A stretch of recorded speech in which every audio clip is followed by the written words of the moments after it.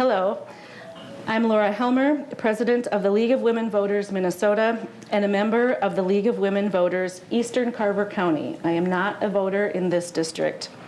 I would like to welcome all of you tonight, the candidates, the audience, and those viewing at a later time, to this forum sponsored by the League of Women Voters Rochester. We'd also like to thank our generous partners of tonight's forum, the Rochester Post-Bulletin, the Rochester Area Chamber of Commerce, and the Rochester Public Library for their help. The League of Women Voters is a volunteer organization. We are organized at the local, state, and national level to encourage citizens to participate in government. While we as a league do study and take stands on issues, we never endorse or oppose political parties or candidates. The views expressed in this forum are those of the candidates, not those of League of Women Voters Rochester or any partner or sponsor of this forum.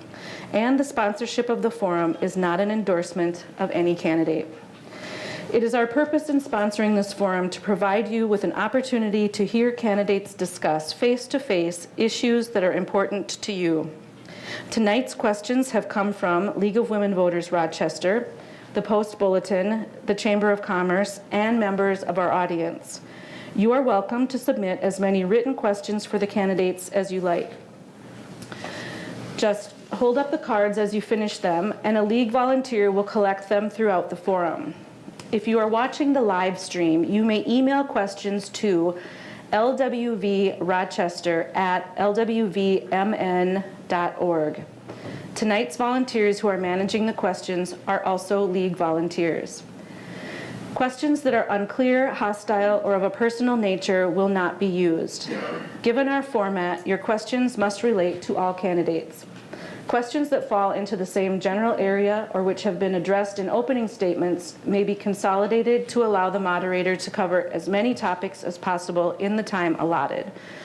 We appreciate questions that are forward-looking rather than a review of past issues. And if the answer was unclear to you, feel free to submit a follow-up question or to ask the candidate after the forum. Cards become the property of the League of Women Voters Rochester. As there is never enough time to cover all of the issues in a limited time and setting such as this, please feel free to contact the candidate's campaign headquarters directly if your questions are not addressed tonight.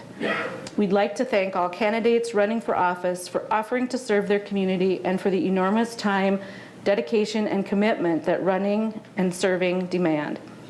We encourage our members as individuals, as we encourage each of you to get involved in your community and the political party of your choice.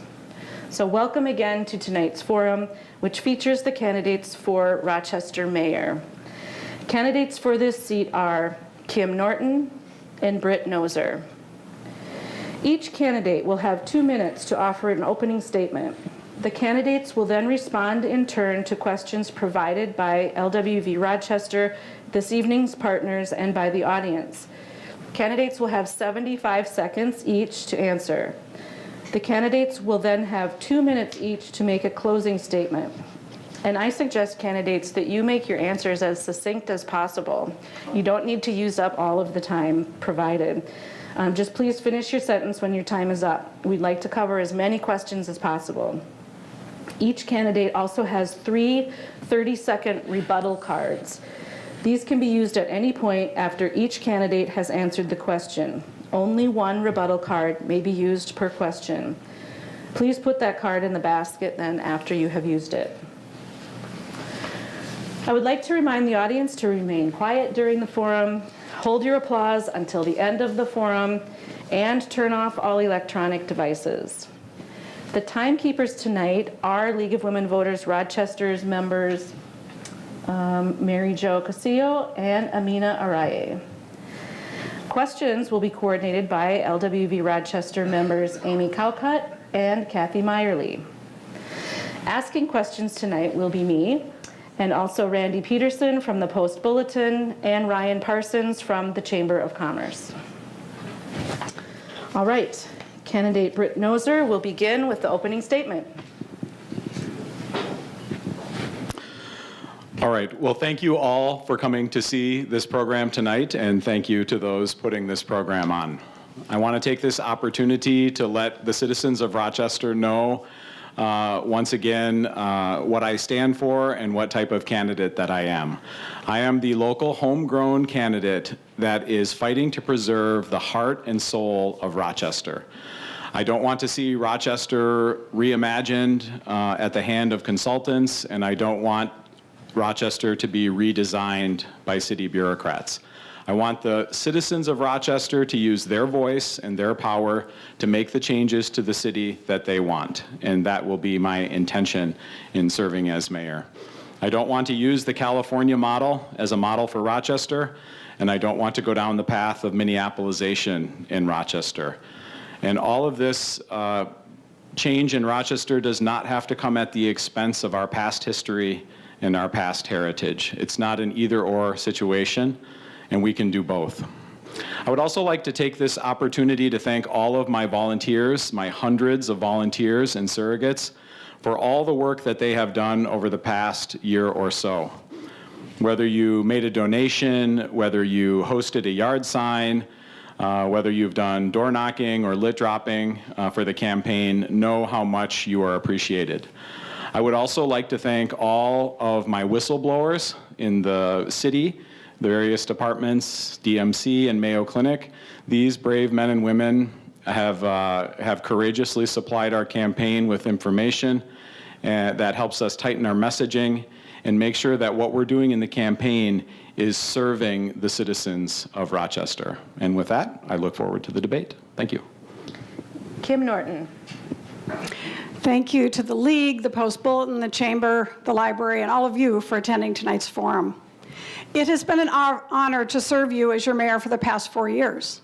Tonight, I hope to share a little bit about why I chose to run for this office, and what I've accomplished and we've accomplished together, what I hope to do for the city in the next 4 years.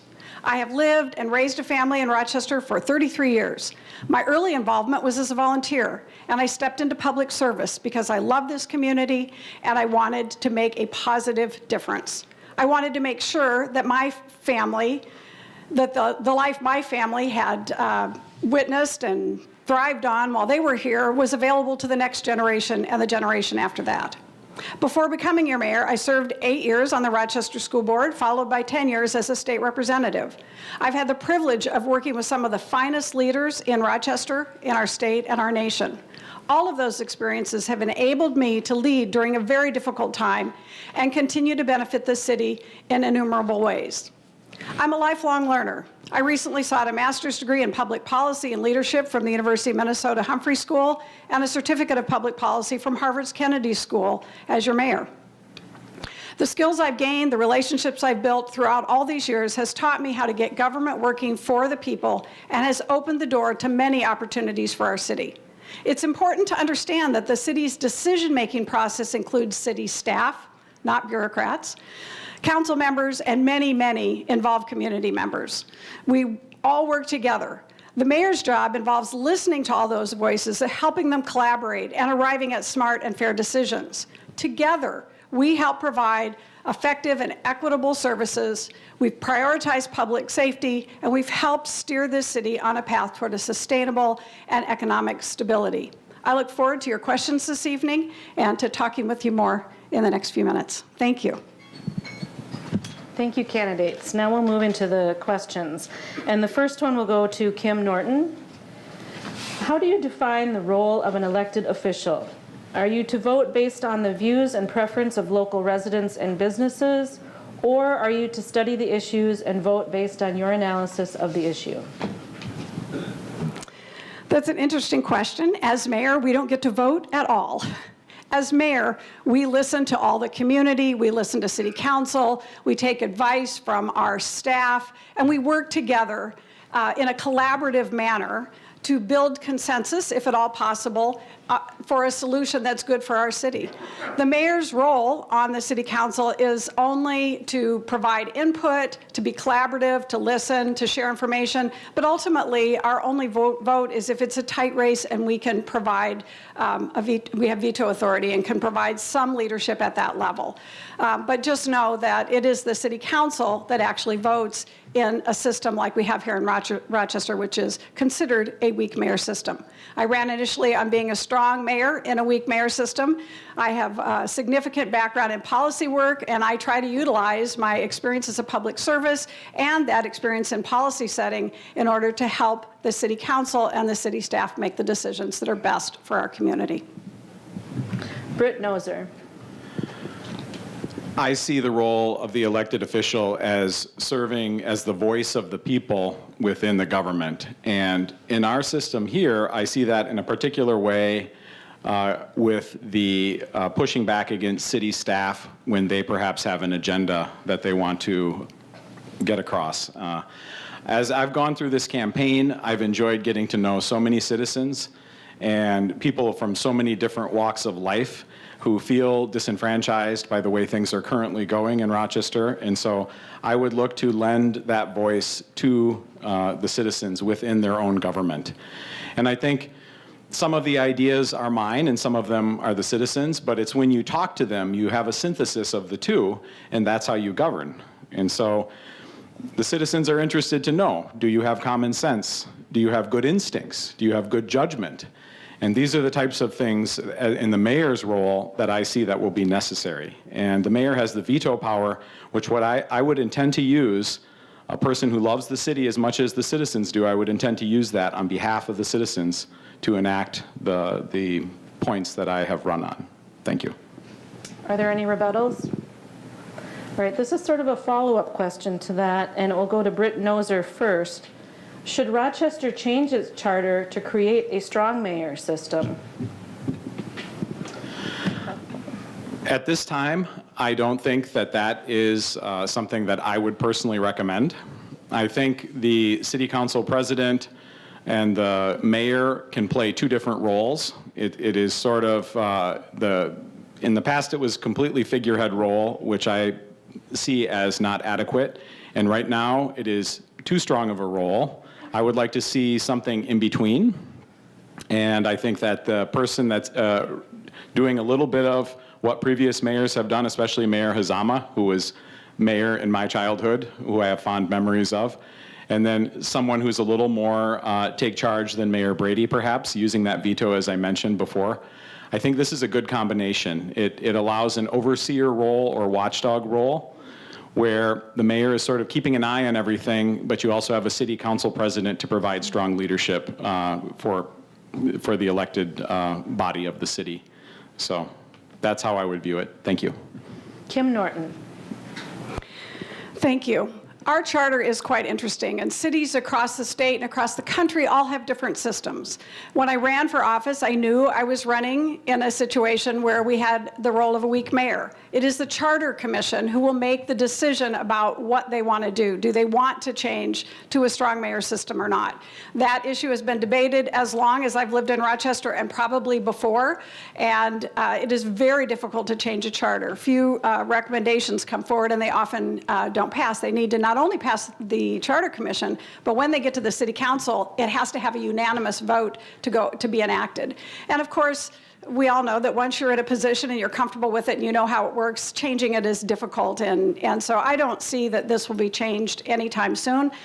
Should the Charter Commission decide to make that change and move toward a strong mayor system, I'm certainly well trained to step into that role. I provided leadership in committees up at the Capitol, and I was chair of the school board, so I would have no problem stepping into that role. But for now, I think we're going to keep, even in this time of transition of the city, we're going to keep the type of system we have now. It is my guess during my next 4 years, I hope, and I'm happy to work within that system. Randy Peterson from the Post Bulletin will ask the next question to Kim Norton first. Despite some of what has already been said today, Rochester's mayor frequently ends up being the face for council policy decisions, despite not having a vote on such matters. What is the mayor's role related to city council positions and outcomes that are at odds with the mayor's personal goals and stances? This is a great question and comes to bear quite often, actually, at the City Council. As mayor, you run, just as I am right now, on a platform of ideas that you stand for, and you say those publicly. And then you get elected, and you find out that those positions that you stand for may not resonate with the council that you have before you. So when you feel strongly about a subject and an issue, and it's something that you ran on and were elected to represent, you can continue to have that stance while you're there. But once the city council has actually voted on a position, it is wise and best for the mayor and the city council members, whether they voted on something or not, to get behind that city policy. I learned that years ago on the school board. It's true at the Capitol, and it's true in the mayor's office and the city council as well. So prior to a vote, I think the mayor has every opportunity to weigh in on her positions or his positions, but after the vote is taken, you need to stand behind the decisions of the council. Britt Noser. Again, I see the role that the mayor would play at city council meetings to be an oversight role. I know that under our current mayor, there are a lot of policies that have been driven to a degree that Rochester has not seen something like this in the past. And one of the parts I've enjoyed about the campaign so much is helping citizens find their voice and helping citizens get involved and to realize how to navigate the city's website, how to find out what is going on. This is more the role I would see, more pointing out these policies that the city staff and some elected officials are just relentless in pursuing. Something comes up, the citizens rise up and let their councilmen know that they don't support it, and yet there it reappears in a master plan, maybe 6 months down the road, maybe a year down the road. And I think this is something that citizens are waking up to, and they don't like it. They don't like when they say no, and city staff or city council won't take no for an answer. Thank you. The next question will be asked by Ryan Parsons from the Chamber of Commerce, and we'll go to Britt Noser first. Good evening, candidates. There are many contributing factors to the success of Rochester in terms of our businesses, our communities. This includes everything from quality of life, infrastructure. With those items in mind and others, if elected, how would you work to ensure that the Rochester business community has opportunities to grow and to thrive? Yes, I would take a look at a couple different points. One is taxes. The level to which businesses are taxed in Rochester is to such a degree that it's an impediment to business. I think this is one key factor. Our spending is out of control, and especially in light of the recession, this is an extremely important point. If we want to stimulate business, we don't raise the levy by 6.85%. Another issue is, and this is near and dear to the mayor's heart, is the green energy initiatives. Of course I'm for clean water, of course I'm for clean air, but green energy, the secret about it is it costs a fortune. And who it hurts the most are working and middle class. And it also is the underpinning of all economic activity, affordable energy, efficiently produced from fossil fuels. And if we do not accept this point, we will go the way of Germany, the economy is collapsing at this point. So this is a critical point for having businesses thrive in Rochester. We must have affordable energy. And right now we're going the opposite direction. Kim Norton. So the question, I believe, had to do with ensuring the business community can grow and thrive. And the city government has some role in that, partly, and one of the roles that I played quite a bit over the last 3 or 4 years with the Chamber and other organizations in town is one of collaboration and partnership. Finding out, working together to find out what we can do to help. One of the things we did during the pandemic was start something called Rochester Ready, where all of us get together, our nonprofits, our businesses, what's happening right now in town, what can we do to make it better, and how can we partner? So we've done that. One of the things that I've been working on is providing a workforce. What can we do to have a strong workforce? And we know there's a shortage, and we know there's training needed and recruitment needed to get people into the jobs. Entrepreneurship is another area that we're working on. I think the issues that my opponent has raised with a city's budget, one needs to remember that that's actually a 2-year process, and then every year it gets updated. We had to work during a pandemic with 0% increase, and we are desperately trying to keep taxes as low as possible, the levy as low as possible, knowing that we had no increase and cuts to our budget that we are still trying to make up. Thank you. Kim Norton, the next question will come to you. Oh, I'm sorry. Yeah, that's all right. Please go ahead. I would just like to point out that part of the destruction of the business climate in Rochester was due to how the pandemic was handled. And we cannot forget this. We don't want to refight the battles of the pandemic, but we must learn from our mistakes, and we must know where the blame goes for the destruction of our business, especially in the downtown. These crushing lockdowns that left businesses out to dry, and our mayor never once speaking up against our governor on behalf of our businesses. Thank you. Candidate Norton. The pandemic caused the destruction to our downtown businesses, and not just our downtown businesses, but businesses across the country and across the globe. I have the opportunity to work with many mayors, to look at what's happening in other communities, to learn from them, and together we are looking at our own downtown city centers, trying to understand the changes of the pandemic, and trying to address that with ideas and concepts that we can do as a community to rebound in the time ahead. Thank you. Now we'll move on to the next question. Going to candidate Norton first. What do you think the city of Rochester can do to transition to 100% renewable energy by 2030, if anything? Well, I love this question. The City Council and RPU have already voted and taken a position on moving to 100% renewable in 2030. RPU's board and RPU, the organization itself, have studied the issue. They surveyed the community, and they found out that the community indeed wants to move toward renewables and is willing to pay a moderate amount to move in that direction. So RPU took the vote of their board, which is a citizen board, at the advice of RPU, which are experts, brought it to the City Council, who also endorsed that. So we are indeed moving to 100% renewable by 2030, and it's an exciting time for this community, and I look forward to seeing what happens in the years ahead. Candidate Noser. All right, I'll take bets on that if anybody wants any action on whether or not we're going to be all renewables by 2030.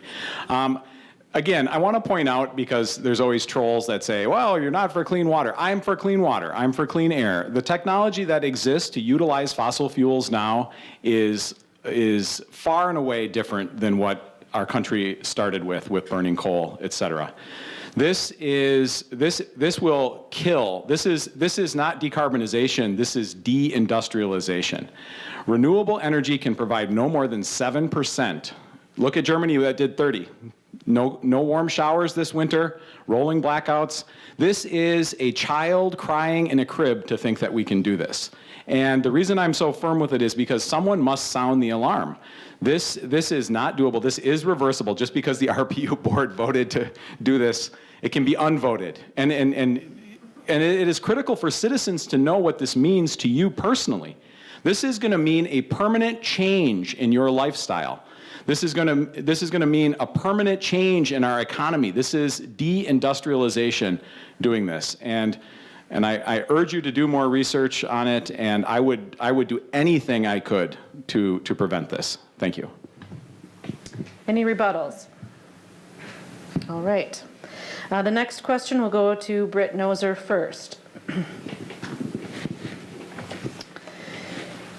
In your opinion, are we getting our return on investment regarding Destination Medical Center? What are the next steps you think DMC should consider? Well, I don't think we're getting our money's worth with DMC. DMC from the beginning has been vague.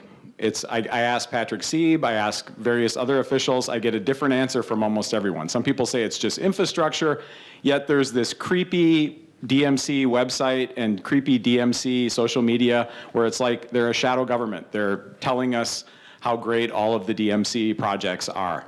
And DMC has a huge public relations problem. As I'm out in the community, and believe me, I've talked to hundreds upon hundreds of people, it's almost universally negative, even across party lines. So I don't think we're getting our money's worth. We are spending a tremendous amount of our tax money, DMC is rather, and the mayor will point out that it's all voted on by the city council, and that may well be. This is about education. This is about getting engaged and learning about what's going on in your community. And just because you spend a ton of money doesn't mean you get innovation. And DMC is one of these things where you're spending a ton of money and you're getting mediocrity. Thank you. Kim Norton. Thank you. Destination Medical Center has been kind of the thing everybody's loved to hate. Senator Senjum and I carried this bill in the House, and we too had concerns about letting Mayo Clinic control too much of Rochester. And in fact, I worked with the city of Rochester to assure that the final arbiter was the city council in making all decisions. And so that is an important point, and nothing gets done without a vote by the city council. The Destination Medical Center is meant to make the community it's supposed to be an economic development opportunity, but it really is about building infrastructure in the downtown area, some of which we would not be able to afford and wouldn't have even thought to work on, because a lot of that infrastructure is underground. It's our sewers, it's our roads, it's things we often don't think of. They're not very sexy and they're hard to spend money on because nobody knows what they are. And it has caused disruption. I will agree with that. The construction is very, very hard for this community. But we also are able to prepare our community for the future by having sewer systems that can handle the growing population, that has new roads, that has curbs. So it is about building out infrastructure, and I've worked very hard to make certain that it's not just for Mayo Clinic and the patients, but it's for this community as well. Rebuttal. I would love to see a list of how the community is benefiting, because when DMC is licking its chops to destroy our historic parks, to take away our heritage and reimagine Rochester. The mayor always says how much she loves Rochester, yet along with DMC, she seems to want to change everything in Rochester. So I'm not sure how that works. Thank you. Rebuttal. DMC has done nothing to our parks, and in fact, it is investing $10 million in the north end of Soldiers Field to help carry our downtown into the park and make it usable and beautiful, including making certain that we can have an aquatic center and upgraded facilities there. It also is looking at creating park space behind City Hall that will kind of attach Soldiers Field behind City Hall and into Mayo Park. So it is not true that Destination Medical Center is killing any parks in our community. Thank you. Another follow-up question, and both of these came from our audience on DMC. And this goes to Kim Norton first. In your opinion, has DMC resulted in gentrification of Rochester? And do you support rent control in Rochester? Why or why not? So let's back up a second. Destination Medical Center is a 20-year plan, and we are in about year 6 or so of that. We have only gotten about $60 million of the $385 million that is coming yet from the state. So we are in the very beginning stages of Destination Medical Center. So I lost track of the first part, or the rest of could you repeat the rest of it? Sure, I'll repeat the whole question. In your opinion, has DMC resulted in gentrification of Rochester? Gentrification, thank you. Do you support rent control in Rochester? Why or why not? I think we have to be very careful about gentrification happening in Rochester. To date, some buildings have indeed been torn down. There are additional ones that the city doesn't have control over, and nor does Destination Medical Center getting torn down. And we do need to watch out for that, and I will certainly keep my eye on it. And rent controls have been implemented up in the Twin Cities, and they do not appear to be working very well. So at this point, I am not getting behind rent controls, although I do wish people that own properties in town were cognizant of the fact that we have people of low income, of middle income, and of high income, and we need to be able to have housing for all of them. So without saying I'm totally supportive of rent control, I do think renters need to be cognizant of that fact and try to accommodate the needs in our community. Britt Noser. I don't support rent controls. I'll say that. In terms of gentrification, this is DMC. So if you agree with the DMC creating this gold rush in property values, then that's where your affordable housing goes. So you have to have the political will to stand up to some of those things if that's how you feel about those. I ask you about DMC to believe your eyes. Don't believe the consultant reports. Don't believe the rigged surveys where they say, would you rather keep Soldiers Field or would you rather cut the police force in half? I mean, that's an exaggeration, but that's what the surveys do. They're very dishonest in the way they ask the questions. So DMC, I want to make my point clear. DMC is something that we have to adapt. I kind of want to defang it from ruining Rochester in the way that I see that it does. I want to help them be more successful in their relationship with the citizens of Rochester. And I think that that's possible, and I'm willing to do that. But right now, the way things are going, where they are ruining our parks, they are doing that. They're bringing in all of these ideas and consultants. We don't need those things. Again, the citizens have let it be known about Soldiers Field and Silver Lake. We don't want it messed with. So just take no for an answer. Thank you. Any rebuttal? All right. The next question will go to Britt Noser first and comes from the Post Bulletin. Does the Rochester Police Department have enough officers and resources to support the city's public safety needs? In my opinion, it does not. And I would like to see, if as we come into recession, which you never hear city staff or city leaders talking about for the most part, this is going to be one thing that we have to keep together. And in my opinion, the police department in this town was politicized by the current mayor. They are kept from fully discharging their duties, and I think this is a tragedy. You have the crime, year-over-year crime statistics that they will say, well, that doesn't show a crime wave, but there's a lot of reasons why it does not. One of the reasons is the downpleading of charges, so you don't get as many felonies. Remember, they're trying to drive these statistics. There's a serious interest in making this look good and faking it. And so the police department needs better leadership. They need to be assured that they can do their jobs without fear of creating some sort of incident where people are going to be angry. They need to do their job honestly and fairly. And under my leadership, they would know that they had the full backing of City Hall. Not just budgetary backing, which should grow, but the full support of the mayor and City Hall. Thank you. Kim Norton. Thank you. So the question was, do we have enough resources? The police department has gotten their full budget every year that I've been there, so they are getting what they're asking for. And as far as officers go, right now we are down about 10 officers, and I'm signing contracts Friday for offering bids to another group of officers, this is how it happens. You have retirements and you fill the spots, and you have retirements and you fill the spots. So the officers that we have are the amount that they've asked for. So yes, we have enough officers, according to the chief of police, and yes, we have the resources. I cannot believe that my opponent has been quite dishonest with you about the police department being told they cannot fully discharge their duties. The police chief is in charge of the police department, and he has full authority on his officers, and they do what he says. The mayor has not stepped in, as has been implied time and again during this campaign and on social media. It's dishonest, and those kind of comments need to stop. The courts are in charge of charges, not the police department or the mayor's office, and that's something for the county. Any rebuttal?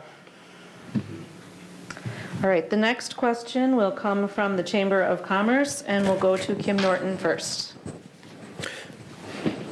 How do you believe the mayor can best support the city during the upcoming legislative session? And please feel free to include any legislative priorities you may have identified. Thank you. This is an area that I think I've been particularly helpful as mayor. My background on the school board and in the legislature, my relationships with people up at the Capitol have served us well, and they will continue to serve us well in the next 4 years. The city and the city council will determine the legislative priorities. We had some last year. Unfortunately, most of the legislative work was not completed, and so we didn't get all of the things that we asked for. We will indeed continue to try to work on some bonding requests, the sales tax extension, which is probably our primary request of the legislature this coming year. We're anxiously awaiting the outcome of the election to see, who we will have to lobby and what kind of progress we'll be able to make on that. But not only at the state legislature, but at the federal level, I'm able to make contacts with people I know and relationships I have built over the last 25 years in order to make sure that Rochester gets grants and gets requests, earmarks from the federal government in order to bring those resources back to our community too. So I think that's something unique that I offer, and have fully supported our city council's legislative requests whenever they ask. Britt Noser. Okay, that's something that I would discuss and learn about with our legislators. I don't have any particular priorities in regard to that, except the sales tax, which I think we should end. I think it is high time we end it. It takes money out of working class people's pockets, and it creates a piggy bank for the mayor to help distribute along with the city council. And I think we need to put an end to it. We need to start to have some adults in the room when it comes to fiscal policy in this city. This city has a great tradition. The bond rating, I'm surprised the mayor hasn't brought it up yet. The bond rating that is so exceptional, that is from the previous leaders, not from her, okay? You know, like the spender in the relationship, she's the spender in the relationship, okay? We need to get this spending under control. Just because you get a federal grant, by the way, the federal grant, that's on top of your great-grandchildren or great-great-grandchildren. So I don't know how your conscience feels about that, but that's on top of the $31 trillion that we already owe. It is a proven fact that when you continue to add in money and spend more, that you create future liabilities. If you don't have the money for the bridge, guess what? You probably don't have the money to maintain the bridge, okay? So this is big government solution. This is common sense solution. Thank you. Any rebuttal? All right, we'll move on to the next question then, and it will go to Britt Noser first. Rochester's Black, Indigenous, and people of color community has grown significantly since the 2000 census. Racial inequities persist. How would you, as mayor, advocate to reduce the gap in income, transportation access, and relationship with law enforcement amongst this group? Okay, I would like to say that I think the facts that show those, I would like to see exactly how those are gathered. I have lived in Rochester my whole life. I went to Catholic school with the refugees from the Vietnam War.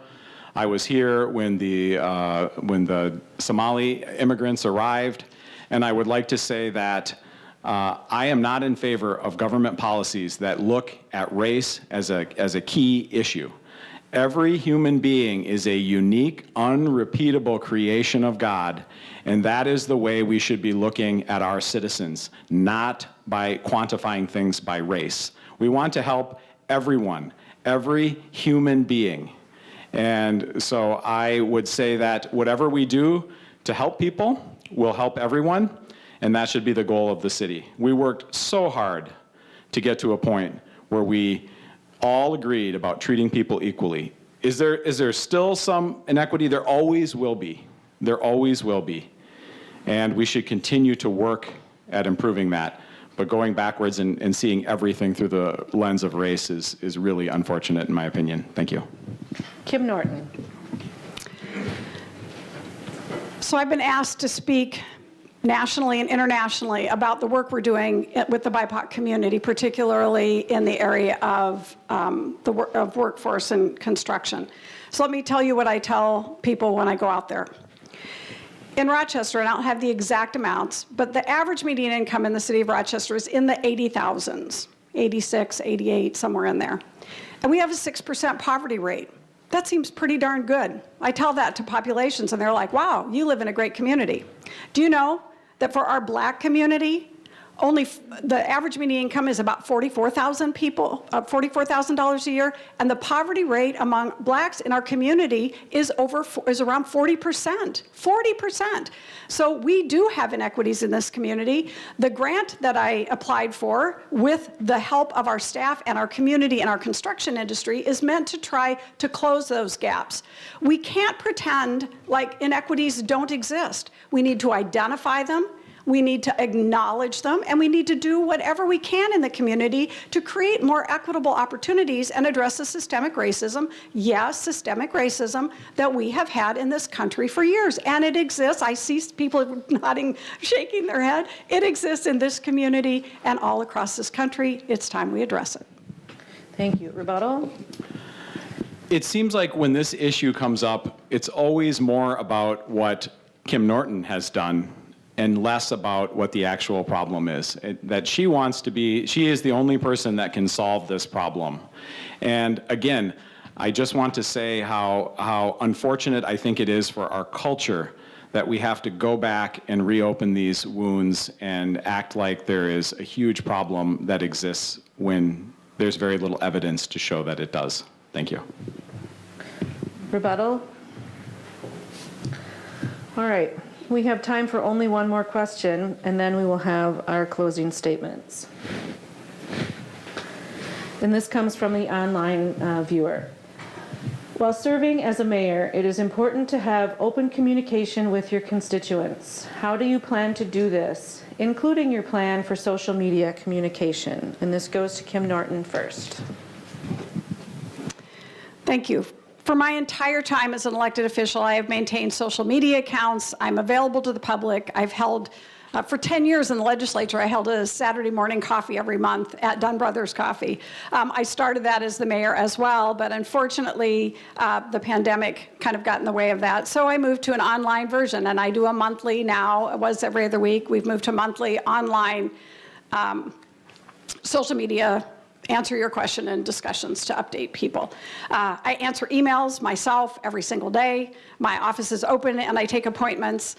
Communication and community engagement are key to everything I have stood for, starting as a volunteer in this community, as a school board member, as a legislator, and as a mayor. So I maintain social media accounts, both Twitter, Instagram, and Facebook, as well as official ones, my personal ones, and also official ones for the city. And I'm open to any call from anyone. Britt Noser. Yes, I will say that I do not intend to have social media as a main form of communication when I'm mayor. I will use a meeting format. I will have like a mayor's forum, and I would intend to hold it weekly. I would give it very high priority. Give citizens a chance to come in person and to ask questions and to air their grievances and talk about anything that they want to talk about. It would also give me a format to explain the goings-ons that I see inside City Hall that I think might be of interest to the citizens. Again, kind of a watchdog role. So I think communication is extremely important. And I prefer face-to-face. I don't like the keyboard fighting and using things on the internet. Thank you. Any rebuttal? All right, then we'll move to closing statements. And the candidates, you will have 2 minutes for your closing statement. And we will begin with Britt Noser. Okay, thank you all very much again for coming tonight. I think it's extremely important to show this interest in the civic activities of our city. I have a series of questions. Is Rochester a safe city? Is crime a problem here? I think this is a question that we have to ask ourselves and be honest about. And again, I would ask you to believe your eyes and ears, not to believe statistics that can be manipulated. I would say, are we considering the huge obstacle and stumbling block that we are going to face with the coming recession? This is, again, something I don't hear city leaders speaking about at all. I only hear them talking about spending more money.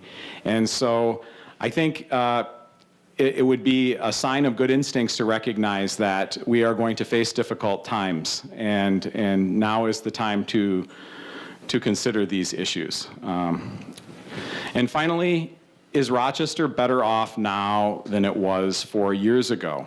And I would say definitely not. We're spending more money. We're getting less value for our money. Our property taxes have gone up. Our crime has gone up. This is not, as the mayor would say, good governance. This is a sign of serious problems within the way our government decides how to spend our tax money. And so I would say that it does not have to be this way, that we can bring common sense and citizen voices into City Hall. And I have been so encouraged by all of the Rochester citizens that I have been speaking with over the course of the past year. There is a lot of excitement, there is a lot of enthusiasm, and there's hopefulness that we can turn this around. But we need to act now. And so on November 8th, you will have a chance to veto these bad policies. Thank you. Kim Norton. Well, I want to thank everyone for being here tonight, for caring enough about our community and its future to join us here at the forum. We have just been through 4 very difficult years. The reason I ran in the first place, the things I stood for then are the things I stand for now, even though we haven't made as much progress during this difficult time as I would have hoped. Strong job and economy, sustainability and resiliency, affordable housing for everyone, no matter where you live in this community, good government, and safe, affordable neighborhoods. Those are the things I ran on 4 years ago. They're the things I will continue to run on. I mentioned the difficult years. It has been difficult for every single one, and anyone that sits in that chair that thinks otherwise, you know, I'd like to have a chat with you because I don't know where you've been living. This has been tough. It's been tough on us as leaders. It's been tough on the community. It's been tough on businesses. And I am grateful that I had the experience I had prior to coming into office in order to help lead this community through those difficult times. And we are going to face difficult times ahead. I don't live in a vacuum. I talk to other mayors of other cities all the time. I look at the data, and yes, not because I'm mayor, which it keeps, the insinuation is there that somehow I have controlled all this. It is a city, state, national problem. And it is going to take all of us working together, pulling together to try to get through the difficult economic and health times that we've had. I will continue to lead by listening to experts, by listening to the community, and by working with all of you to provide the high quality of life and wonderful community that we've been and we can be working together in Rochester, Minnesota. Love this community. Hope I have your support. Please vote. Thank you. I would like to thank each of the candidates for participating in tonight's forum. Thank you for your service to the community and for your willingness to participate in the democratic process by running for office. I would like to remind you that the views expressed in the forum tonight were those of the candidates, not those of the League of Women Voters Rochester or any partner or sponsor of the forum. And thank you all for coming tonight. Thanks to our partners, again, the Rochester Area Chamber of Commerce, the Rochester Post-Bulletin, and the Rochester Public Library. Election Day is November 8th, and early voting has already begun. If you have voted by absentee ballot and would like to change your ballot based on what you learned tonight, visit mnvotes.org for more information on that process. If you have a question about your polling place, or you would like to see your sample ballot or learn more about candidates, visit vote411.org. To see this forum again or view other 2022 forums, access them from the League of Women Voters Rochester or Rochester Public Library websites. The library and the League of Women Voters Rochester post complete, unedited recordings of this forum on their websites, and no editing and reposting is allowed. Editing is authorized only for official media reporting. Excerpts or edited clips of this forum may not be posted on candidate websites or social media or used for political purposes. Links, however, to the LWV or Rochester Public Library recordings are welcome. Again, please remember to vote by 8 p.m. on November 8th. Good night, everyone.